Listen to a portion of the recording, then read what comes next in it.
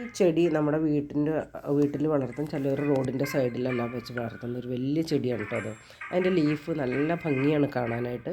Yellow മിഡിലും 2 സൈഡിൽ ഗ്രീനുമാണ് കേട്ടോ.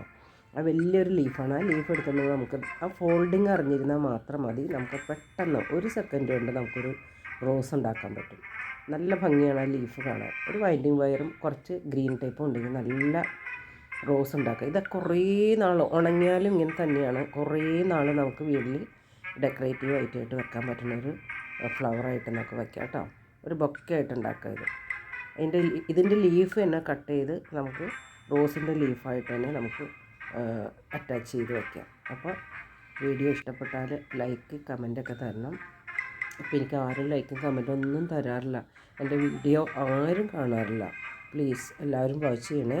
ഇഷ്ടപ്പെട്ടാൽ ലൈക്ക് കമൻറ്റൊക്കെ തരണേ കേട്ടോ. അപ്പോൾ അടുത്ത വീഡിയോ ആയിട്ട് പിന്നെ കാണാം.